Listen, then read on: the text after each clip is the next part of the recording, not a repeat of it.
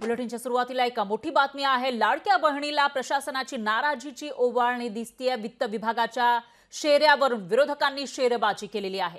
46,000 कोटींच्या निधीसाठी सरकारची जुळवाजुळव सुरू असल्याचं दिसतंय। तर लाडकी बहीण योजनेच्या निधीसाठी सरकारला तारेवरची कसरत करावी लागणार आहे। योजनेला वर्षाला 46,000 कोटी रुपये लागणार असल्यानं निधी उभारण्याची चिंता वित्त विभागाला लागलेली आहे। सरकार मात्र कर्ज काढू पण योजना मार्गी लावू या भूमिकेत आहे। विरोधकांनी मात्र ही उधळपट्टी असल्याचा आरोप केला आहे। नुकतीच सरकारने लाडकी बहीण योजना जाहीर केली आहे, पण तिजोरीमध्ये पैसे नाहीयेत असं या ठिकाणी सांगितलं जातं। त्यामुळे वित्त विभाग चिंता व्यक्त करतंय आणि त्यावरून आता आरोप प्रत्यारोप सुरू झाले।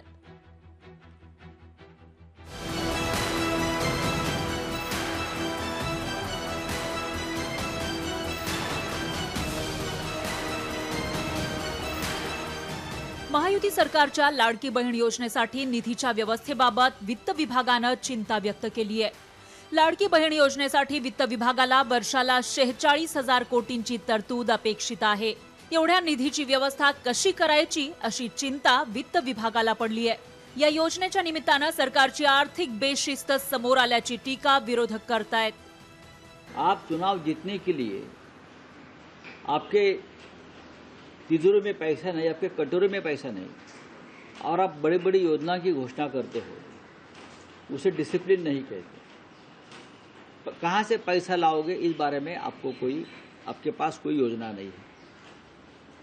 चुनाव खत्म होने के बाद योजना आप बंद करोगे, क्योंकि सरकार भी बदलेगी। सरकारनं एखादा निर्णय घेतला तर त्याची अंमलबजावणी प्रशासनाला करायची असते। वित्त विभागाला एखाद्या निर्णयाला आक्षेप घेण्याचा अधिकारच नाही असं वनमंत्री सुधीर मुनगंटीवार यांनी सुनावलंय। कोणतीही मंत्रिमंडळाची फाईल ही मंत्रिमंडळाच्या निर्णयासाठी येताना ती वित्त विभागाकडूनच जाते आणि वित्त विभागाचा आक्षेप घेण्याचा मला वाटतं की अधिकार यासाठी नाही। बहिणींना आपण जर तेवढेच पैसे जवळपास 46,000 कोटी दिले, मग वित्तीय व्यवस्था अडचणीत येते। हे कोणतं अर्थशास्त्र आहे? सरकारच्या तिजोरीवर आर्थिक भार पडला तरी चालेल, पण सरकार कल्याणकारी योजना राबवण्यासाठी कटिबद्ध असल्याचं शिवसेनेनं म्हटलंय। राज्याचा कारभार असेल, वैयक्तिक आयुष्यात सुद्धा आपण कर्ज घेत असतो आणि कर्ज घेऊन आपण ते कर्ज फेडत सुद्धा असतो। त्यामुळे कर्ज घेणं हा काही गुन्हा नाहीये। मंत्रिमंडळ आणि सत्ताधारी पक्ष माननीय मुख्यमंत्री एकनाथ शिंदे साहेब यांनी घेतलेला निर्णय योग्य आहे। दीनदलित जनतेकरता, महिलांकरता, त्यामुळे या योजना राबवल्या जाणार। मवियाचा आताच या योजनेला विरोध आहे। चुकून मवियाचं सरकार सत्तेत आल्यास ही योजना बंद केली जाईल असा आरोप भाजपनं केलाय।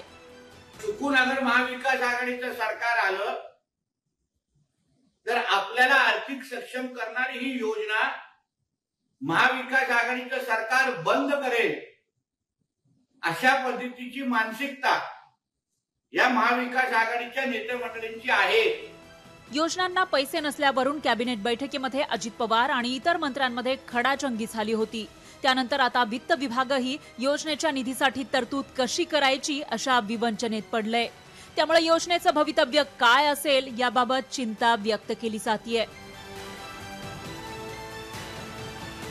राजेश गुप्ता, ज्ञानेश्वर पवार सह रोहन नाईक, लोकशाही मराठी, सिंधुदुर्ग।